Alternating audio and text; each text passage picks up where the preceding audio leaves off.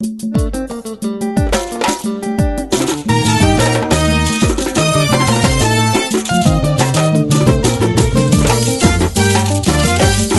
Sarah, Bonjour Bobo. comment tu vas? Très bien, merci. Et toi? Moi je vais bien. Je voudrais te demander de te présenter succinctement, s'il te plaît. Que dire? Bonjour tout le monde, j'espère que vous allez bien. Je m'appelle Sarah Amba et je suis plusieurs choses à la fois. Mais aujourd'hui, on parle de Miss Monde, donc on va dire que je suis Miss Monde Guinée 2021 et l'actuelle Miss Guinée jusqu'à la prochaine élection de Miss Guinée. Avant de parler de Miss Saramba d'aujourd'hui, est-ce que tu pourrais nous parler de Néné Mariamaba, s'il te plaît? Nene Mariama Saramba. Néné Mariama Saramba, Voilà. excuse-moi. C'est la même personne, hein. C'est vraiment la même personne. Déjà, jusqu'à mes 15 ans, je savais pas que je m'appelais Néné. Donc c'était Maria Massaramba pour tout le monde à l'école. Ok. Et c'est quand je passais mon brevet en 10e année que je pouvais pas faire le brevet parce qu'on retrouvait pas mon livret scolaire. Donc mon directeur d'école m'a appelé dans son bureau pour me dire tu pourras pas faire le brevet avec tous tes camarades de classe parce qu'on retrouve pas ton livret scolaire. Et moi j'ai paniqué parce que je me suis dit je suis première de la classe, qu'est-ce que vous voulez me dire que je peux pas faire le brevet? Et ensuite, il m'a dit, on a cherché, parce qu'en fait, c'est une blague qu'il me faisait. Il a retrouvé pas effectivement la carte, D'accord. mais ensuite ils l'ont cherché et ils se sont rendus compte en fait que c'était pas Mariama Saramba, c'était Néné Mariama Saramba. Et c'est mon directeur d'école, Monsieur Camara à Saint-Georges, qui m'a appris que je m'appelais Néné. Non. Et quand il me l'a dit, j'ai dit non, parce Mais- que j'avais 15 ans et j'ai appelé mon père. J'ai dit, on m'a dit, je m'appelle Néné. Il m'a dit, ah, oui, c'est vrai. Quand je t'ai eu, j'étais tellement content parce que je voulais donner le nom à ma maman. J'étais tellement content que j'ai rajouté Néné, qui signifie en poulard maman. Ok. Donc, c'est mon prénom. Ah ouais. Et ensuite, il m'a dit, on peut le changer si tu veux. Au départ, je voulais changer parce que j'étais pas habituée, je trouvais ça trop long. Mais quand j'ai fait mon bac, je me suis dit, tu sais quoi, c'est le nom qu'on m'a donné, que mes parents m'ont donné, donc je le garde fièrement. Donc, J'ai une autre question, justement. Bah, à la maison, comment est-ce qu'on t'appelle? à la maison, on m'appelle Hadja Sarah. Ok. Donc toute ma famille m'appelle Hadja Sarah. J'ai ce truc-là où en fonction de comment on m'appelle, je sais d'où tu me connais. Je sais si c'est la famille, si c'est les amis, si c'est les amis du primaire, ou si c'est voilà mon nom de scène, on va dire Saramba. Il y en a qui m'appellent, quand on m'appelle Mariama Saramba, c'est que c'est mes amis du primaire. Quand on m'appelle Hadja Sarah, c'est la famille. Ou des amis très très proches qui me connaissent à travers la famille. Quand on m'appelle Saramba, ben, c'est sûr que c'est à travers Miss Guinée et Miss Monde, quoi. Donc, Ok. j'ai aussi des petits surnoms principaux. Bah, tu peux nous partager les petits Ah non, c'est surnoms, trop secret, sinon on va commencer à m'appeler comme ça va m'embrouiller. On va m'appeler, je saurais plus dans quelle catégorie te mettre. Donc je préfère garder ça. Allez, nous, pour le public, du coup, on va continuer à t'appeler ça. Ouais, ça me va. Vous pouvez m'appeler comme vous le souhaitez. Ce qui est le plus confortable pour vous. Dans tous les cas, je réponds à tous les noms. J'en ai plusieurs. J'ai 3 prénoms et un nom de famille. Donc plusieurs combinaisons peuvent se faire. C'est cool. Et est-ce que tu peux me dire dans quel environnement tu as grandi étant jeune? Alors moi, pour le coup, je pense avoir eu une très très belle enfance. Quand j'y réfléchis, à chaque fois que j'y pense, je suis contente et je suis reconnaissante vis-à-vis de mes parents et de mon environnement de m'avoir donné une si belle enfance où j'étais vraiment épanouie. Donc que ça soit à l'école ou à la maison, je sais que par exemple avec mon père, on faisait souvent des activités en dehors de l'école. Chaque week-end, on allait à la piscine, on jouait même au tennis, ils nous achetaient des raquettes, où on voyageait, on partait à l'intérieur du pays parce qu'il était très à cheval sur le fait qu'on découvre d'où l'on vient. Donc on allait à Pita, c'était chez nous, et à chaque fois qu'on allait, le trajet on le faisait avec lui, et chaque ville où on s'arrêtait, enfin chaque ville par laquelle on passait, il nous racontait une histoire de là-bas, jusqu'à ce qu'on arrive à Pita. Donc en gros, c'était vraiment une aventure où on écoutait la musique de Céline Dion dans la voiture, où franchement on écoutait la musique avec lui, on passait, il nous racontait des histoires et je trouvais que c'était vraiment intéressant. Et quand on arrivait là-bas, il nous ramenait un peu partout chez nos grands-parents ou bien les amis à la famille, etc. pour nous dire, ok, telle personne vient d'ici, ici ça se passe comme ça et ça fait que on sait d'où on vient. Et il y a des vacances où on allait ailleurs, peut-être aux États-Unis, mais on devait quand même passer au moins une semaine à l'intérieur du pays avant d'aller où que ce soit dans le monde. Et je trouve que c'était bien, on nous encourageait à étudier à l'école. Chaque matin, on se réveillait, tu fais ta douche. Avant de prendre le petit déjeuner, tu lis 15 minutes le Coran, rappel de ce que ton Karamotro t'a appris la veille. Après, tu prends ton petit déjeuner, tout le monde saute dans la voiture et mon père me déposait chaque matin à l'école. Donc, c'était vraiment une enfance où on était tous ensemble, les cousins, les cousines, les frères, les sœurs, mais les parents étaient présents, que ce soit en termes d'éducation qu'ils mettaient en avant, mais aussi en termes d'épanouissement, où ils nous donnaient à peu près tout ce dont on avait besoin pour être un enfant ou une enfant épanouie. Donc, une très belle enfance. Est-ce que tu peux nous parler de la Saran qui était âgée de 6, 15 et 25 ans? À 6 ans, 6 ans, c'est en 2001, je pense. Et Ok. j'étais en première année. J'étais en grande section au départ, puis après j'ai fait mon passage de la maternelle au primaire. Et j'ai une petite anecdote par rapport à ça, c'est que quand j'étais en grande section, j'avais ma cousine qui était dans la même classe que moi en moyenne section. Ok. Donc du coup, au passage en grande section, elle, je sais pas, je pense qu'elle était très douée. Donc elle n'a pas fait la grande section, on l'a automatiquement envoyée en première année de primaire. Et moi, je vais dans ma classe, je ne la vois pas. On a l'habitude d'être ensemble. Je vois, elle est dans une autre classe, donc je vais m'asseoir dans la classe où elle était. J'ai dit, moi aussi, je suis en première année. Ils disent, non, mais toi, t'es en moyenne, en grande section. J'ai dit, mais comment ça se fait? On était ensemble l'année dernière et là, elle est dans une classe qui est supérieure à la mienne. J'ai dit non. Et difficilement, ils m'ont enlevé de la classe de première année pour me ramener dans ma classe Tu de voulais grande pas lâcher section. l'affaire. Exactement. Donc j'avais 6 ans et honnêtement, je me souviens pas de grand-chose de quand j'avais 6 ans. Je sais juste que... voilà, j'étais une enfant qui aimait aller à l'école. J'ai toujours aimé ça parce que l'éducation, c'est important pour mes parents. J'ai toujours été très, très proche de ma famille. On était toujours entre cousines, entre frères et sœurs. Et voilà, j'étais quelqu'un qui a toujours aimé voyager. Je sais qu'à 7 ans, je suis allée aux États-Unis pour la toute première fois avec mon frère, mon père et ma sœur, des vacances de famille. On allait aussi au village. Enfin, c'était une belle époque où j'étais juste libre, on va dire. J'avais pas grand-chose, quoi. C'était la belle vie. Et 15 ans, 15 ans, j'étais en 10e année du secondaire, donc j'allais passer mon brevet. Et à cette époque-là, j'étais Miss de mon école, Saint-Georges. Le titre que j'avais gagné quand j'avais 14 ans, et vu que c'est un règne d'un an, ben, quand j'ai eu mes 15 ans, c'était durant mon règne. Donc du coup, on va dire j'étais la plus populaire de l'école. Non, je déconne, mais en vrai c'était ça, mais on va un peu jouer la carte de l'humilité. Et j'aimais beaucoup participer dans les kermesses, donc je chantais, je faisais du théâtre. Quand j'avais quelques années en moi, j'ai essayé la danse, mais c'est pas trop pour moi. Je sais pas trop danser, donc j'ai vite raccroché ça. Et j'aimais les concours de beauté.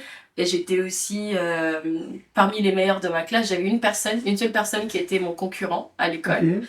Et c'était soit lui, soit moi, premier de la classe, première de la classe. Mais c'était aussi mon ami, donc c'était jamais on se bagarre, mais c'était tout le temps, ah, je t'ai dépassé, tu vois.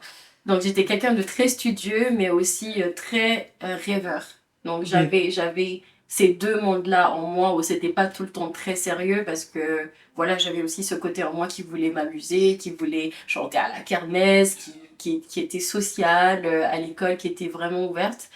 Parce que j'ai passé toute ma vie dans la même école, de la maternelle au baccalauréat. Donc Donc, quand t'étais j'allais à habitué. l'école, c'était comme si j'allais chez moi. Donc j'étais très très très à l'aise. Ok. Et à 25 ans? À 25 ans, j'étais déjà vieille. Ça fait 2 ans que j'ai eu 25 ans. Est-ce qu'on peut retourner en arrière? Non, à 25 ans, j'étais beaucoup plus mature. Et je me souviens que ben, quand j'avais 18 ans, par contre, j'ai rencontré des problèmes de body shaming et ce qui faisait que j'avais moins confiance en moi, je me sentais beaucoup moins à l'aise dans ma peau parce que quand j'avais 18 ans, j'ai pris du poids et j'ai toujours été quelqu'un de très svelte. Donc j'arrivais pas à m'adapter à mon nouveau corps et on faisait tout le temps des remarques sur mon physique, ce qui me rendait très très mal à l'aise. Donc pendant une longue période de ma vie, à partir de mes 18 ans jusqu'à quelques années qui ont suivi, j'étais pas la personne la plus à l'aise dans son corps. Donc je rencontrais des problèmes de confiance en moi que j'avais pas forcément auparavant.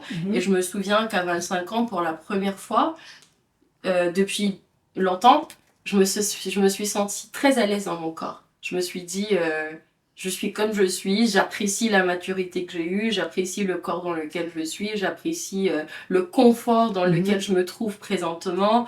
Donc j'ai trouvé que c'était une belle, on va pas dire revanche sur la vie, mais une belle progression de se dire que oui, je suis une femme, mais je m'apprécie en tant telle que je suis, peu importe comment la société me voit. J'étais vraiment très en phase avec moi-même. Et en même temps, j'avais déjà passé mon diplôme. J'étais déjà diplômée de l'Université d'Ottawa, un diplôme que j'ai obtenu avec honneur. Donc, j'en suis très, très fière. Et voilà, je travaillais. Et par la suite, j'avais ce rêve quand même que je traînais avec moi de faire Miss Monde. Donc en parallèle, c'était vraiment ce qui m'intéressait le plus en dehors de mon travail, autre chose. Toute mon énergie était focalisée sur comment obtenir cette chose que je veux tant. Et du coup, en 25 ans, je pense que j'avais déjà fait Miss Guinée, j'avais été deuxième dauphine, donc ça, je l'ai très mal vécu, mais il fallait que je cravache encore davantage pour vraiment obtenir ce que je voulais. Et le fait de ne pas avoir gagné Miss Guinée, justement, je pense qu'avec du recul, ça m'a donné une certaine humilité. Et ça m'a permis de... Je pense que c'était une façon pour Dieu de me dire, si tu veux vraiment cette chose, il faut que tu prouves que tu en es capable et tu en es digne. Donc, tu fais partie des gagnantes, des 3 gagnantes, c'est vrai, mais tu n'es pas le premier choix.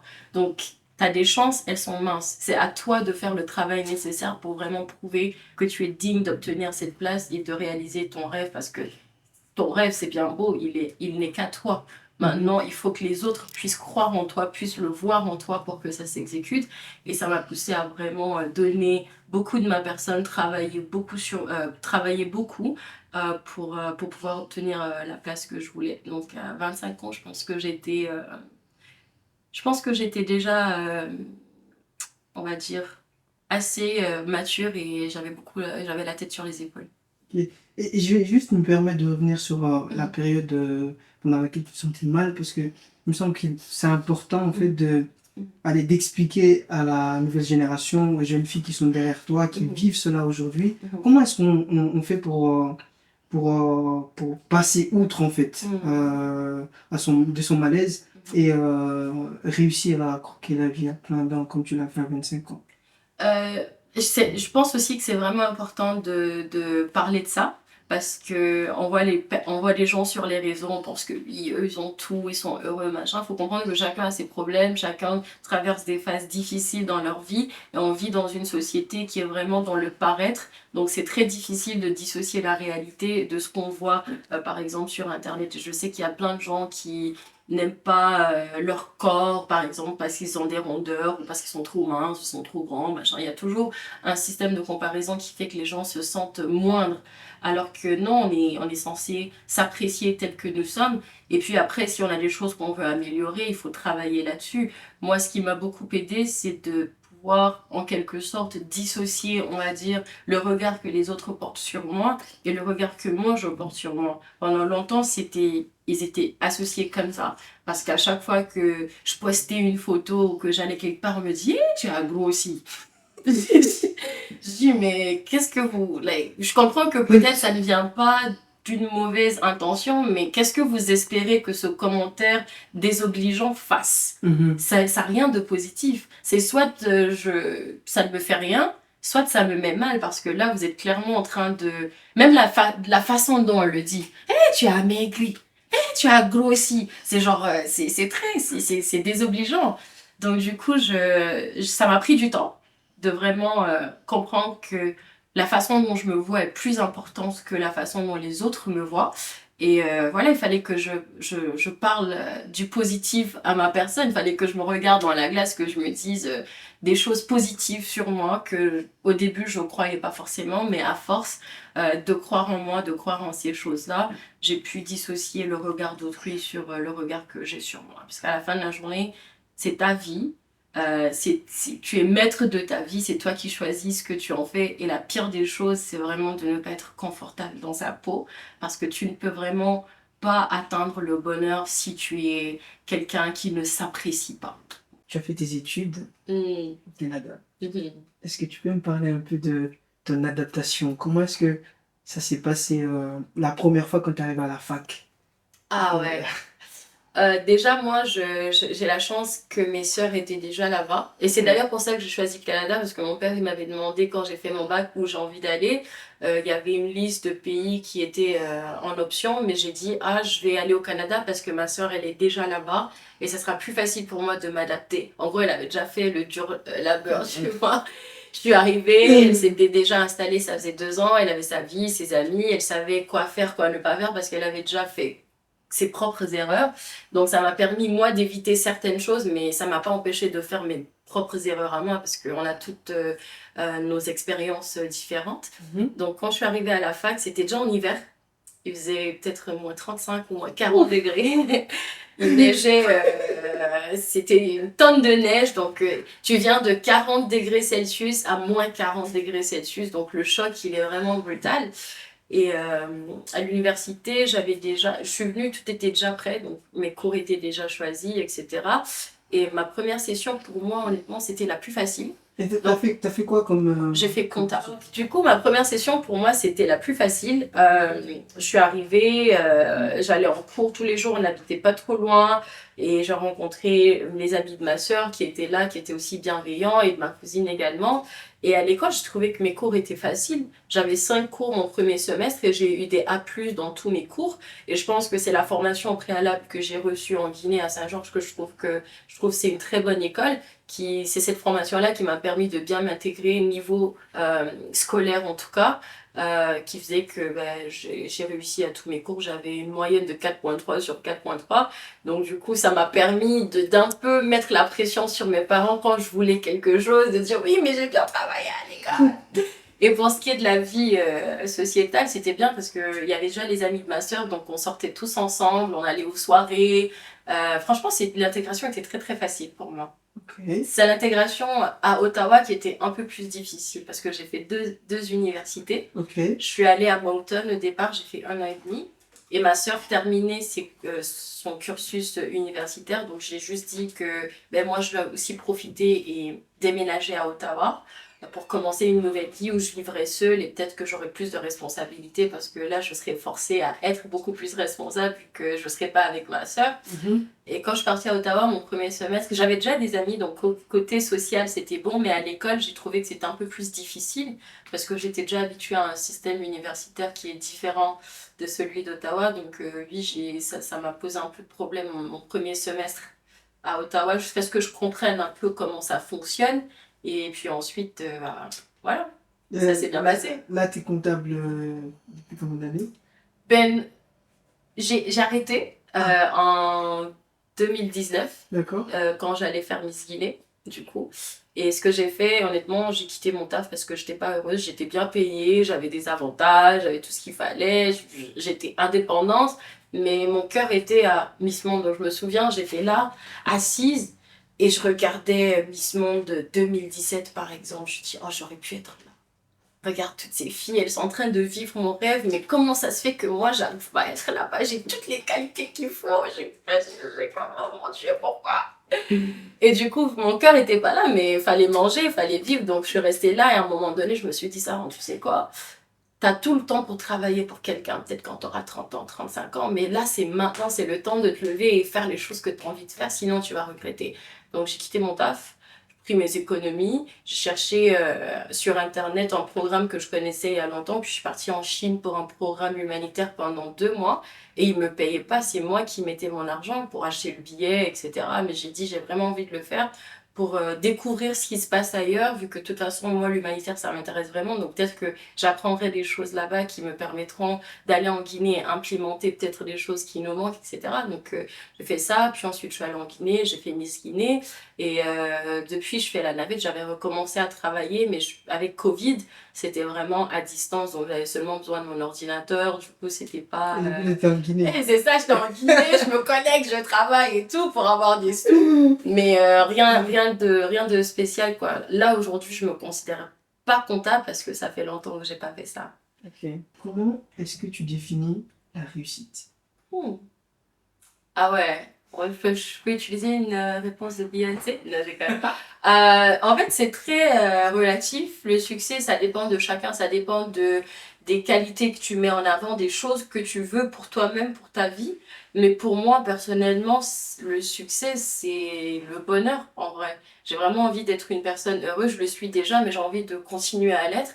Et pour que je sois heureuse, il me faut certaines choses dans ma vie, forcément. Donc, tu as besoin de confort, tu as besoin de pouvoir prendre soin de toi et de ta famille, que ce soit en termes financiers ou même en termes de soutien moral.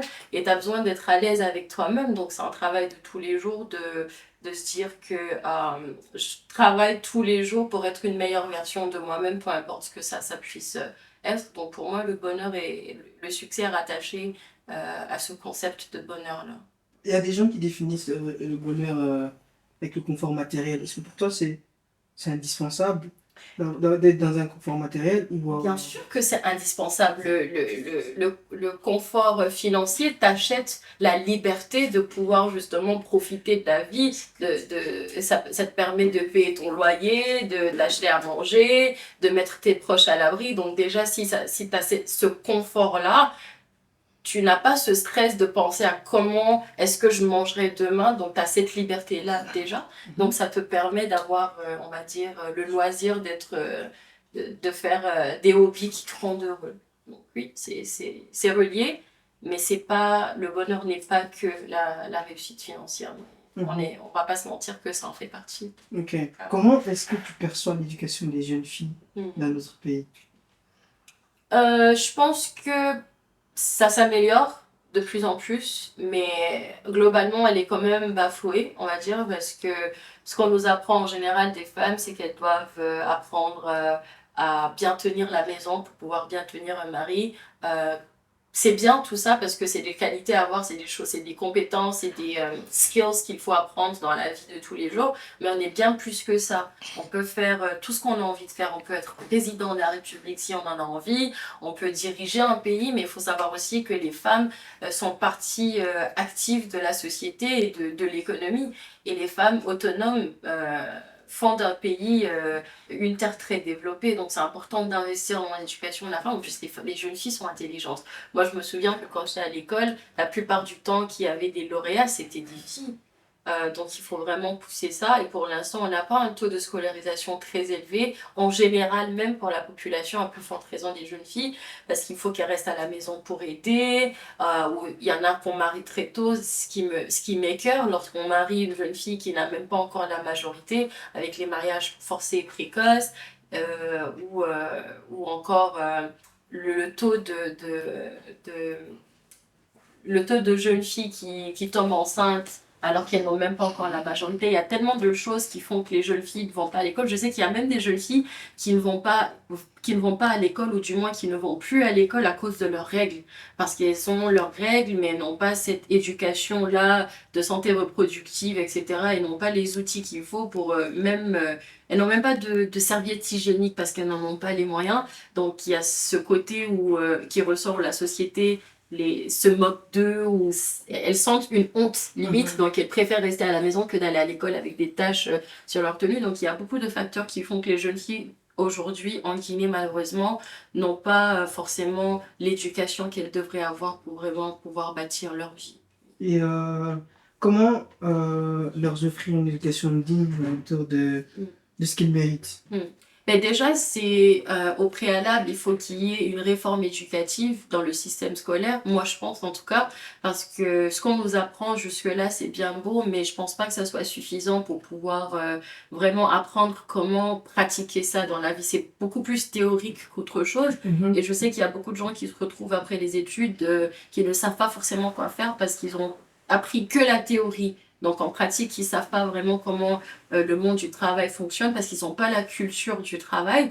Et en plus de ça, il faut sensibiliser pour que les parents acceptent d'inscrire leur enfant à l'école. Mais il faut également construire, ou en tout cas maintenir, si on veut, le système qui est déjà là en termes d'infrastructure. Donc les écoles qui sont déjà là, il faut prendre soin de ces écoles-là. Moi, j'ai visité une école publique primaire à Ratoma qui n'avait même pas de banc d'école. Ça, c'est pour vous dire à quel point il y a une pénurie, à quel point c'est très précaire comme condition.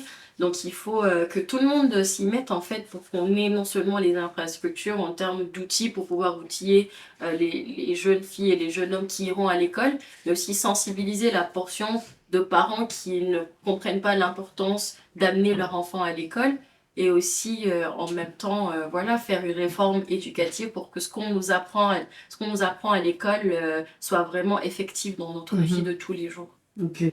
Euh, Tu as été l'une des seules qui a été mise en avant médiatiquement parlant, mais qui a aussi reçu une sorte de ferveur au niveau de la communauté guinéenne. Comment est-ce que tu as vécu ça? Et la deuxième question que je vais enchaîner directement, c'est comment est-ce que tu as vécu ça, tu vois? Deux en un, je pense, je vais répondre. On va dire que c'est vraiment beaucoup de travail qui a mené à ça, parce que le train, il est parti il y a longtemps, mais la chance qu'on a eue, c'est que avec beaucoup de persévérance, beaucoup de détermination, beaucoup de travail de la part de plusieurs personnes, vu que j'étais pas seule, j'avais une équipe avec moi qui m'aidait, des personnes qui ont à peu près mon âge, que j'admire beaucoup, qui ont bien voulu mettre à disposition leur, euh, leurs compétences bénévolement pour m'aider parce qu'ils y croyaient, ils croyaient en moi et puis ils voulaient aussi faire ce mouvement patriotique-là. Donc on a travaillé très très dur, on a investi beaucoup de temps, d'énergie et d'argent dans tout ce qui est communication et préparation. Donc on va dire que le pays a rejoint le train petit à petit. Et je sais que quand je suis arrivée justement physiquement à Miss Monde, l'ampleur était tellement grande que finalement ça venait même du sommet de l'État. Et comme je disais, c'était vraiment un élan solidaire de tout le pays dans son entièreté en partant du président de la transition qui a incité tout un chacun à voter vraiment, à me soutenir, à soutenir la Guinée, parce que me soutenir, c'est soutenir la Guinée. On m'appelait pas Saramba à Miss Monde, on m'appelait Guinée. Donc j'étais vraiment la représentation de tout un pays. Et je trouve qu'il n'y a rien de plus valeureux que ça. C'est vraiment une fierté inestimable.